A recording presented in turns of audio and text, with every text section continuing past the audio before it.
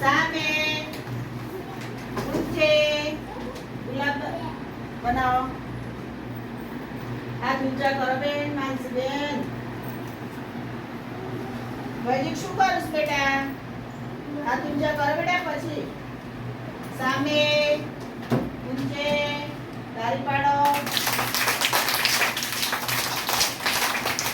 સામે ઊંચે જો આવો.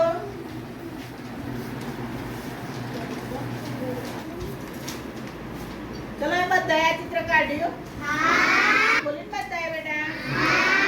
હવે શાનું ચિત્ર છે? માછલી કેવો? માછલી સિવાય પાણીમાં કોણ રહે ખબર છે? દેડકું. એક એક બોલો બેટા બધા. કોણ રહે? દેડકું.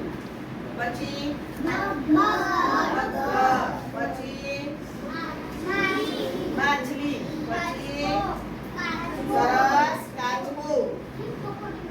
હિપ્પોપોટેમસ. સરસ. પછી ખબર છે કોઈને? હા કેકડા. પછી સાપેર. ખબર તમને? જળ સાપે હોય છે. સાપ. પછી આવી રીતે ઘણા પ્રાણીઓ અને પક્ષીઓ પણ પાણીમાં રહે. ખબર તમને? હંસ. પછી બતક. સરસ. પછી કબૂતર ના આવે બેટા. બગલો. આ રીતે ઘણા પ્રાણીઓ પક્ષીઓ પાણીમાં રહેતા હોય તો અત્યારે આપણે માછલીનું ચિત્ર છે. છો ભાઈ જોયું બધાએ? એમાં આપણે શું કરવાનું ખબર તમને? કાગળના નાના નાના ટુકડા ચોંટાડવાના. કોલાજ વર્ક કહેવાય. શું કહેવાય? Collage work. શું બોલાય? Collage work. બરાબર ને?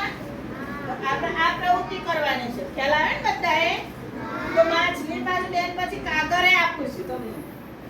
ચોપડીમાં એ કરવાનું છે કામ અને કાગળમાં એ કરવાનું છે. તો તમારે કેવી રીતે દોરશો માછલી? તો જો અમારી સામે જોજો બધા હોય. આ રીતે આમ આવવાનું. આયા બેન? આ રીતે આમ કરવાનું. પછી આમ જવાનું.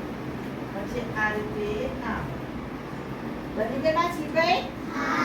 પછી અહીંયા શું દોરવાનું? શું દોરવાનું? પછી તમારે જેવી ડિઝાઇન પાડવી હોય તેની આની અંદર તમે તમારી રીતે બનાવી શકો છો. ખ્યાલ આવ્યો તો ના આવ્યો? પણ આ રીતે દોરીને આપણે એમાં શું ચોંટાડવાનું છે? કાગળના ટુકડા. કેટલો ખ્યાલ આવ્યો ભાઈ? બરાબર ને? તો આપણે ચોપડીમાં અને કાગળમાં બંનેમાં પ્રવૃત્તિ કરવાની છે. ખ્યાલ